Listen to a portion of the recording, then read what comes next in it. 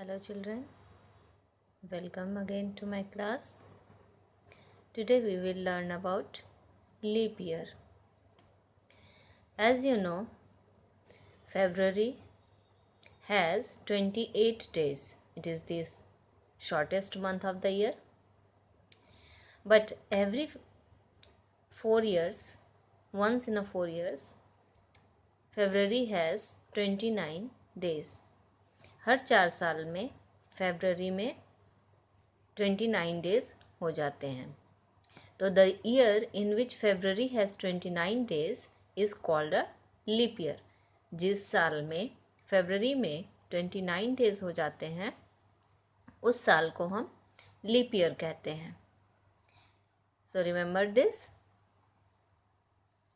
Now one leap year is equal to 266 days.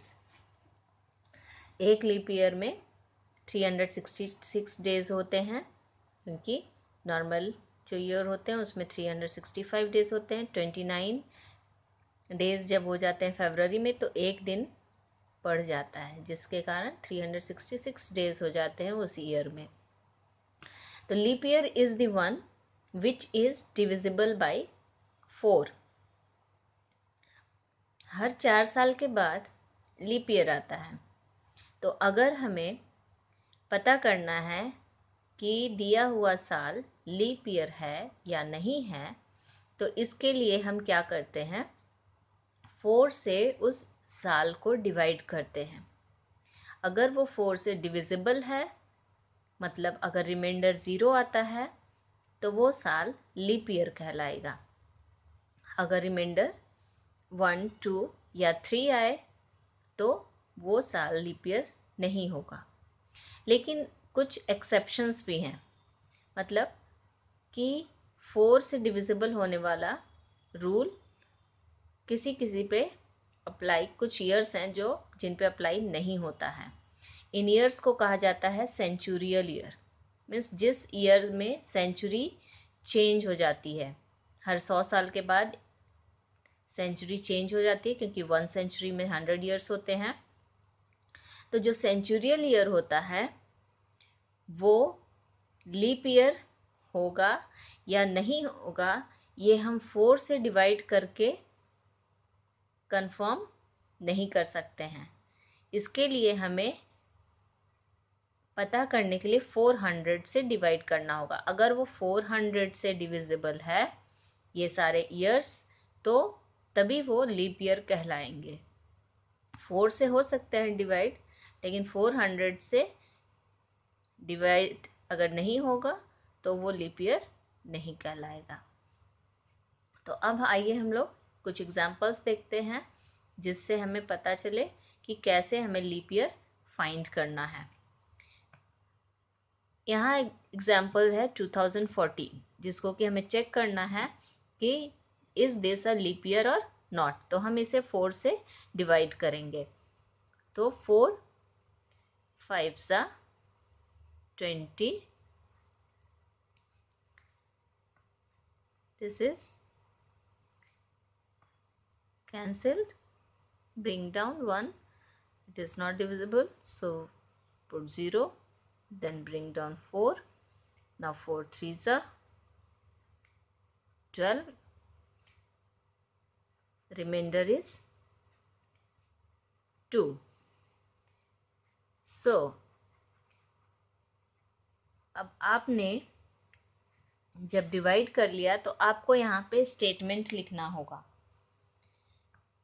Statement क्या लिखना होगा कि reminder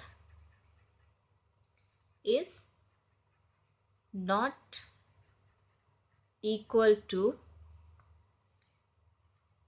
0. Remainder is not equal to 0. It means 2014 is not divisible by 4. So it is not a leap year. So this statement you have to clarify that remainder is not equal to 0. So 2014 is not divisible by 4. It means it is not a leap year. Let us take some more example. We are taking here a centurial year. Centurial year, for centurial year, you don't have to divide it by 4. इसे 4 से नहीं 400 से हमें divide करना होगा. अगर ये 400 से डिविजिबल है तो ये लीप ईयर कहलाएगा. तो यहाँ पे हम क्या देखते हैं, 5 टाइम्स अगर हम लेते हैं तो this is divisible and the remainder is 0. Remainder. So what we will write here in a statement, remainder is equal to 0. So 2000 is divisible by 400. So it is a leap year. Now children, when there is year given, then you can check it by dividing it by 4 or 400. But if the question is that in which year India got independence, in which year India became republic, in which year what is your birth year, check it is a leap year or not. First of all, you have to learn that India become independent in 1947, India become republic in 1950, and the birth year you will write in which year you were born. जिस year आप पैदा हुए थे उस साल को आपको लिखना होगा. तो यहाँ पे पूछा जाता है कि इंडिया किस साल आज़ाद हुआ था, तो आपको याद रखना होगा 1947 में इंडिया इंडिपेंडेंट हुआ था. अब हमें 1947 को चेक करना है कि ये लीप ईयर है या नहीं है. तो इसे हम डिवाइड करेंगे 4 से. 4 से डिवाइड करने पे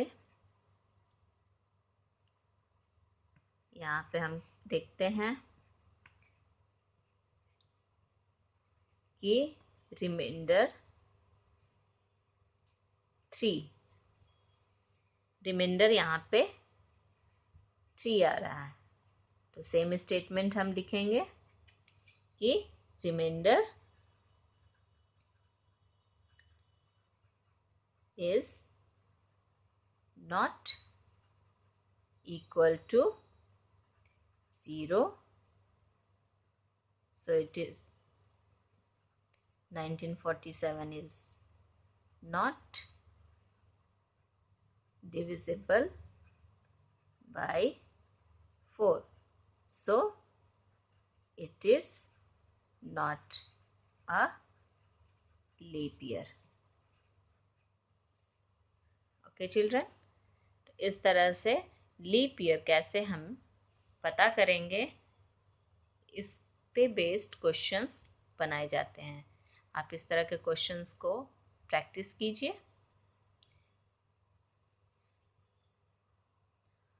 बाकी और भी हम डिफरेंट टॉपिक्स दूसरे वीडियोस में लर्न करेंगे. Thank you.